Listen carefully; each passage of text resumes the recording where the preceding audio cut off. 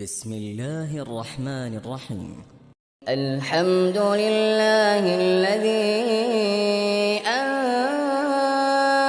على عبده الكتاب ولم يجعل له عوجا قيما لينذر بأسا شديدا من لدنه ويبشر المؤمنين الذين يعملون الصالحات أن لهم أجرا حسنا ماكثين فيه أبدا وينذر الذين قالوا اتخذ الله ولدا ما لهم به من علم ولا لآبائهم كبرت كلمة تخرج من أفواههم إن يقولون إلا كذبا فلعلك باخع نفسك على آثارهم إن لم يؤمنوا بهذا الحديث أسفا إنا جعلنا ما على الأرض زينة لها لنبلوهم أيهم أحسن عملا وإنا لجاعلون ما عليها صعيدا جرزا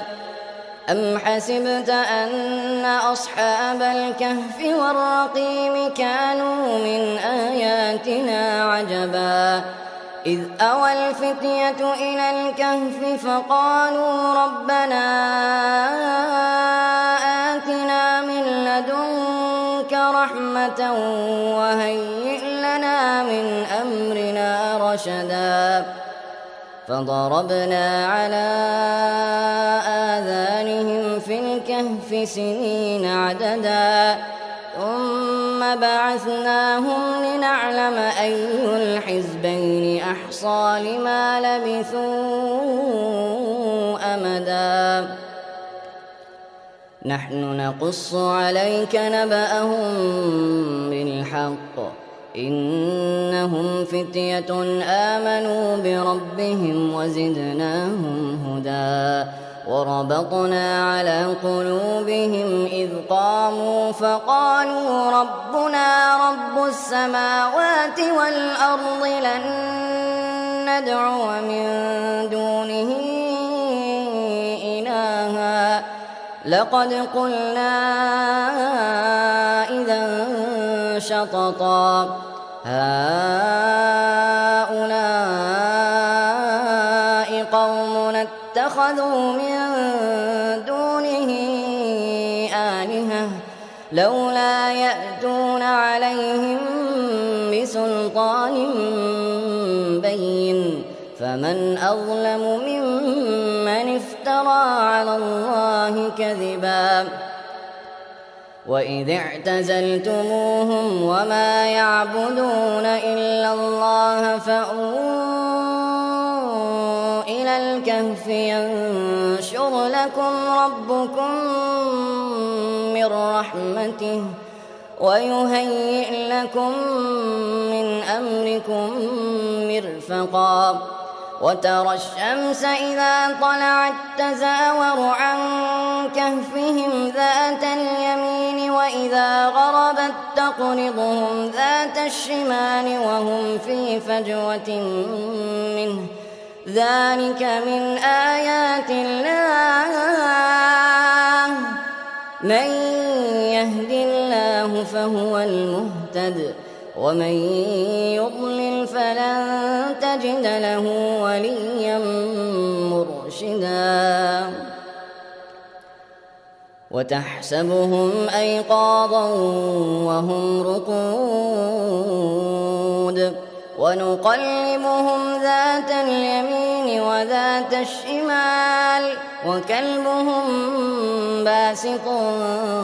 ذراعيه بالوصيد لو اطلعت عليهم لوليت منهم فرارا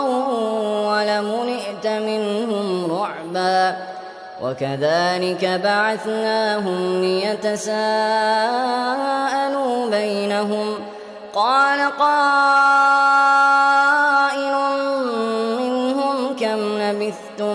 قالوا لبثنا يوما أو بعض يوم قالوا ربكم أعلم بما لبثتم فابعثوا أحدكم بورقكم هذه إلى المدينة فلينظر أيها أزكى طعاما فليأتكم برزق منه وليتلطف ولا يشعرن بكم أحدا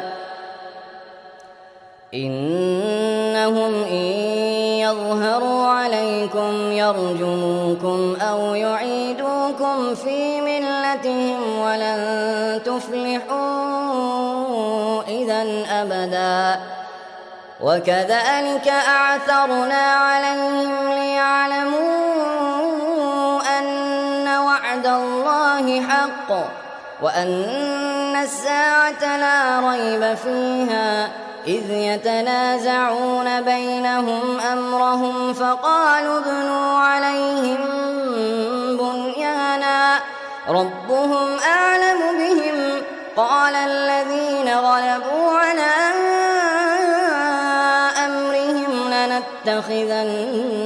عليهم مسجدا سيقولون ثلاثة رابعهم كلبهم ويقولون خمسة سادسهم كلبهم رجما بالغيب ويقولون سبعة وثامنهم كلبهم قل ربي أعلم بعدتهم ما يعلمهم إلا قليل فلا تمار فيهم إلا مراء ظاهرا ولا تستفت فيهم منهم أحدا ولا تقولن لشيء إني فاعل ذلك غدا إلا أن يشاء الله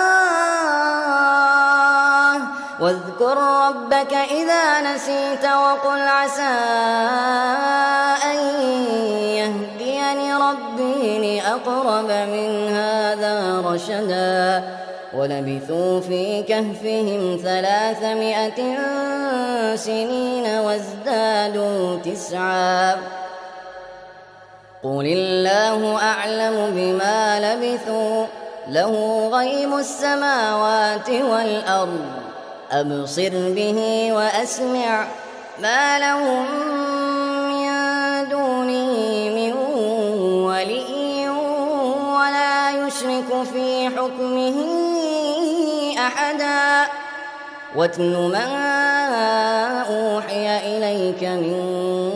كتاب ربك لا مبدل لكلماته ولن تجد من دونه ملتحدا واصبر نفسك مع الذين يدعون ربهم بالغداة والعشي يريدون وجهه ولا تعد عيناك عنهم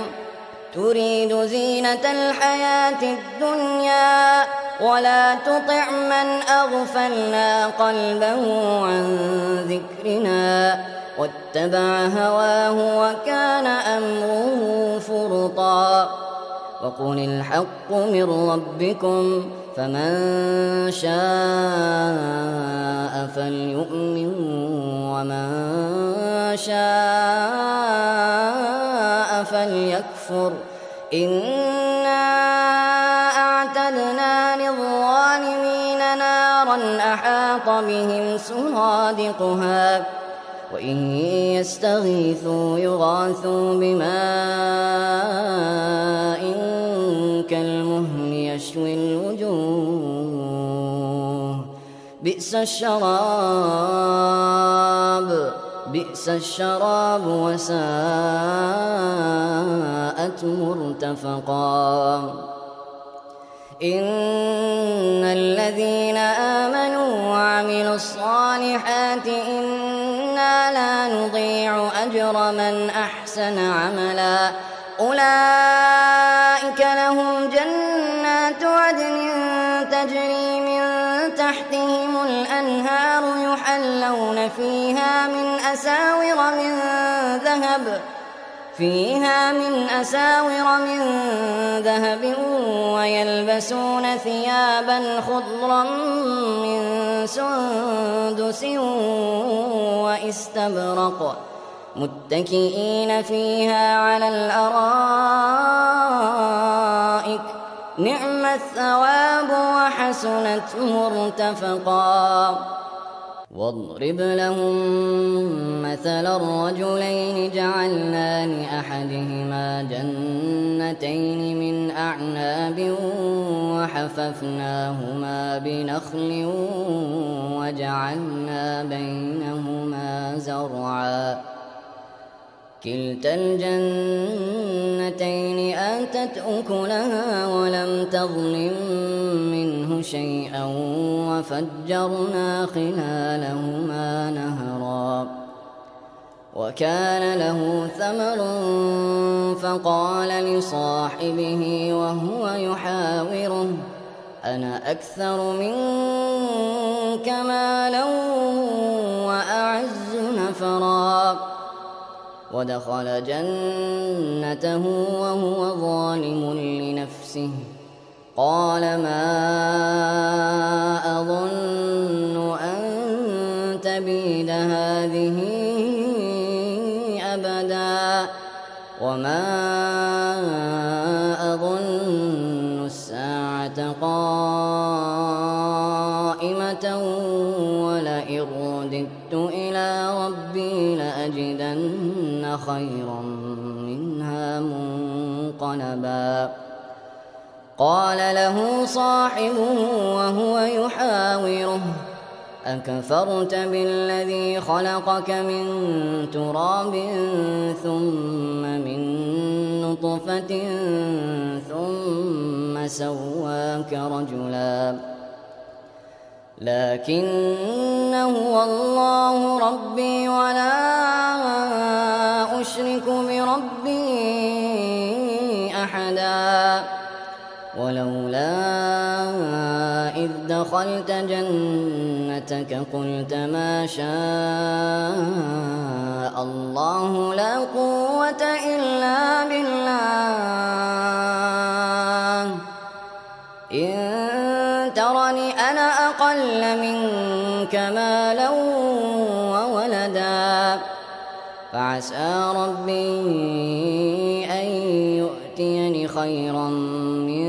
جنتك ويرسل عليها حسبانا من السماء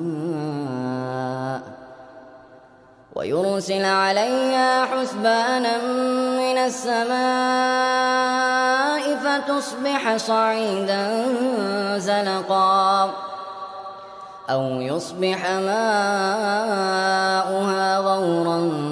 فلن تستطيع له طلبا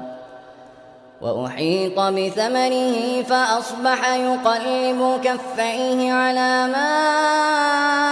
أنفق فيها وهي خاوية على عروشها ويقول يا ليتني لم أشرك بربي أحدا ولم تكن له فئة ينصرونه من دون الله وما كان منتصرا هنالك الولاية لله الحق هو خير ثوابا وخير عقبا واضرب لهم مثل الحياة الدنيا كماء أنزلناه من السماء فاختلط به نبات الأرض فأصبح هشيما تذروه الرياح وكان الله على كل شيء مقتدرا المال والبنون زينة زينة الحياة الدنيا والباقيات الصالحات خير عند ربك ثوابا وخير أملا ويوم نسير الجبال وترى الأرض بارزة وحشرناهم فلم نغادر منهم أحدا وعرضوا على ربك صفا لقد جئتمونا كما خلقناكم أول مرة بل زعمتم أن لن نجعل لكم موعدا ووضع الكتاب فترى المجرمين مشفقين مما فيه ويقولون يا ويلتنا ما لهذا الكتاب لا يغادر صغيرة ولا كبيرة إلا أحصاها ووجدوا ما عملوا حاضرا ولا يظلم ربك أحدا وإذ قلنا للملائكة اسجدوا لآدم فسجدوا إلا إبليس كان من الجن ففسق عن أمر ربه أفتتخذونه وذريته أولياء من دوني وهم لكم عدو بئس للظالمين بدلا ما أشهدتهم خلق السماوات والأرض ولا خلق أنفسهم وما كنت متخذ المضلين عضدا ويوم يقول نادوا شركائي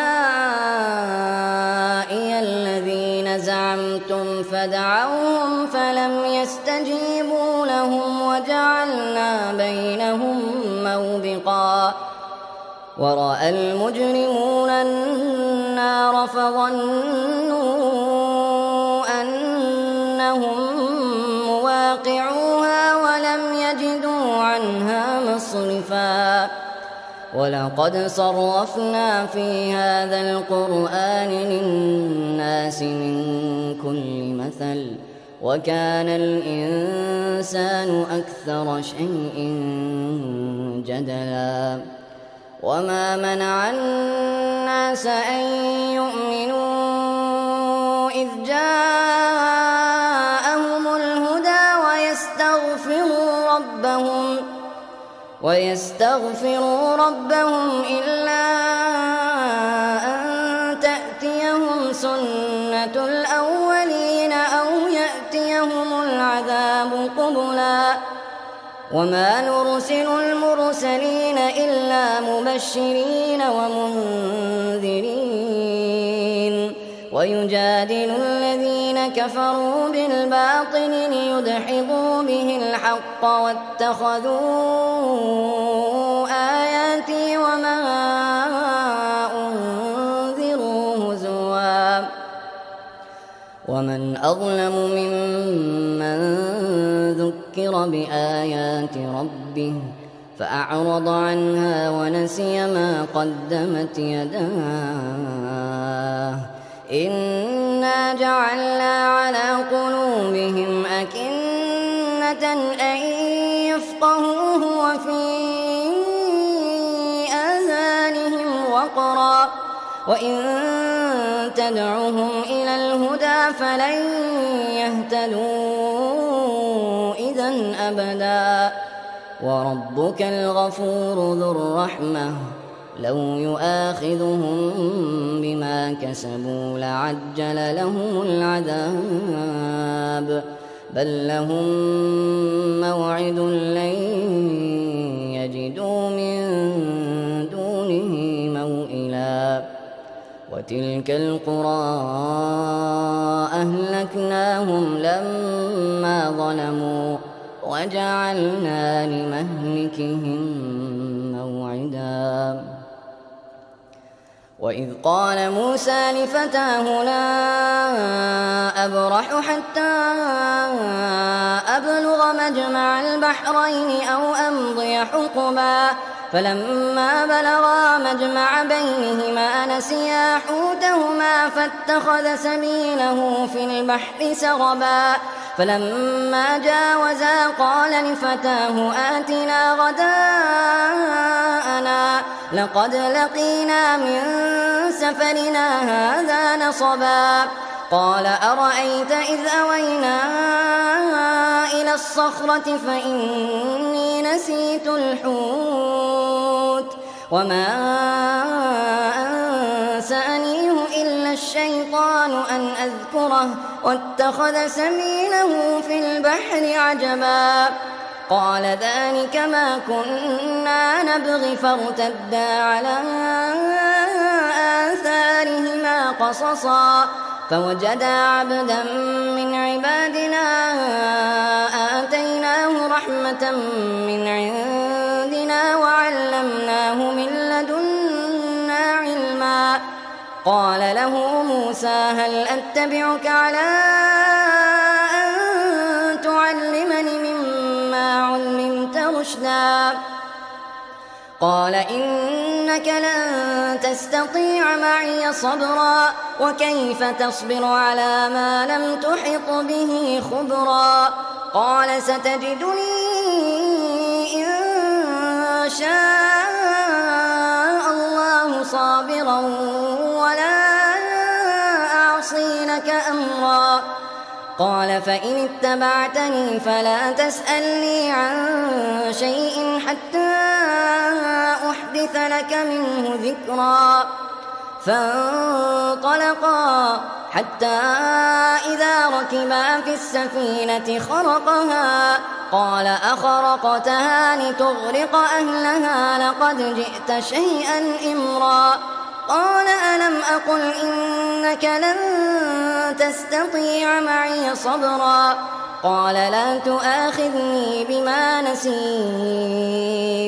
ولا ترهقني من أمري عسرا فانطلقا حتى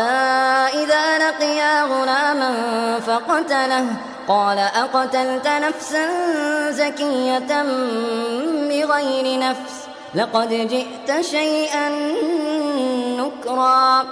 قال ألم أقل لك إنك لن تستطيع معي صبرا قال إن سألتك عن شيء بعدها فلا تصاحبني قد بلغت من لدني عذرا فانطلقا حتى إذا أتيا أهل قرية استطعما أهلها فأبوا أن يضيفوهما فوجدا فيها جدارا يريد أن ينقض فأقامه قال لو شئت لاتخذت عليه أجرا قال هذا فراق بيني وبينك سأنبئك بتأويل ما لم تستطع عليه صبرا أما السفينة فكانت لمساكين يعملون في البحر فأردت أن أعيبها وكان وراءهم ملك يأخذ كل سفينة غصبا وأما الغلام فكان أبواه مؤمنين فخشينا أن يرهقهما طغيانا وكفرا فأردنا أن يبدلهما ربهما خيرا منه زكاة وأقرب رحما وأما الجدار فكان لغلامين يتيمين في المدينة وكان تحته كنز لهما وكان أبوهما صالحا فأراد ربك أن يبلغا أشدهما ويستخرجا كنزهما رحمة من ربك وما فعلته عن أمري ذلك تأويل ما لم تسطع عليه صبرا ويسألونك عن ذي القرنين قل سأتلو عليكم منه ذكرا إنا مكنا له في الأرض وآتيناه من كل شيء سببا فأتبع سببا حتى إذا بلغ مغرب الشمس وجدها تغرب في عين حمئة ووجد عندها قوما قلنا يا ذا القرنين إما أن تعذب وإما أن تتخذ فيهم حسنا قال أما من ظلم فسوف نعذبه ثم يرد إلى ربه فيعذبه عذابا نكرا وأما من آمن وعمل صالحا فله جزاء الحسنى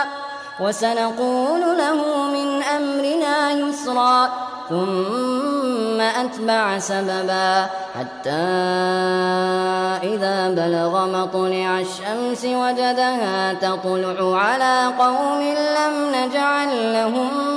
من دونها سترا كذلك وقد أحطنا بما لديه خبرا ثم أتبع سببا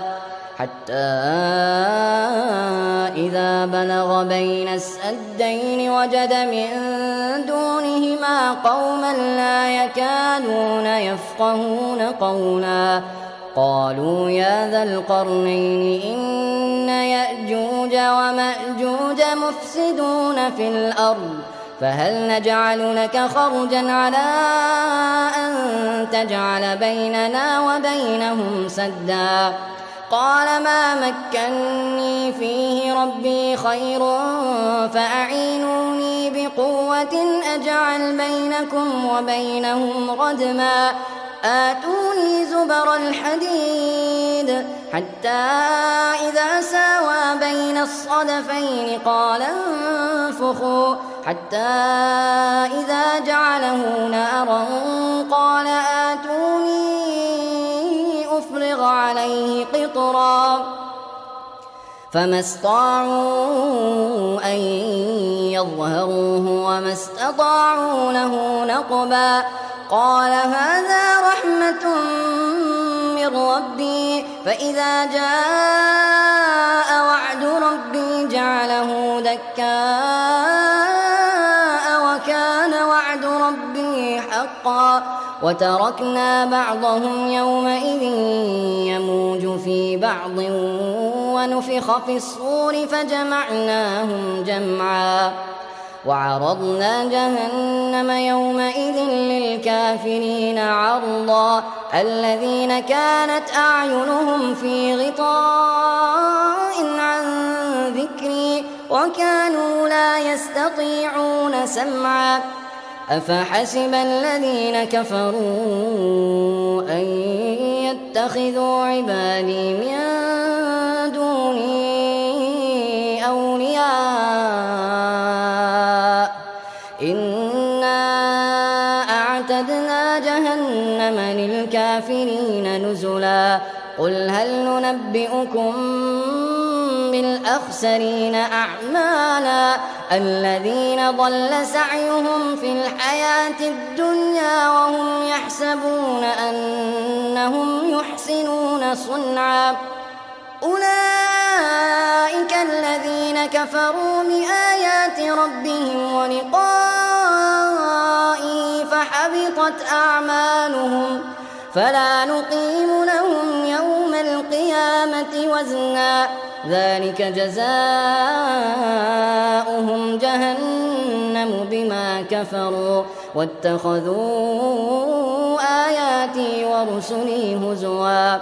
إن الذين آمنوا وعملوا الصالحات كانت لهم جنات الفردوس نزلا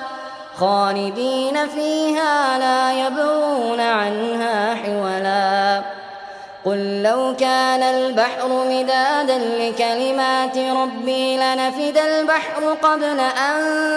تنفد كلمات ربي ولو جئنا بمثله مددا قل إنما أنا بشر مثلكم يوحى إلي أنما إلهكم إله واحد فمن كان يرجو لقاء ربه فليعمل عملا صالحا ولا يشرك بعبادة ربه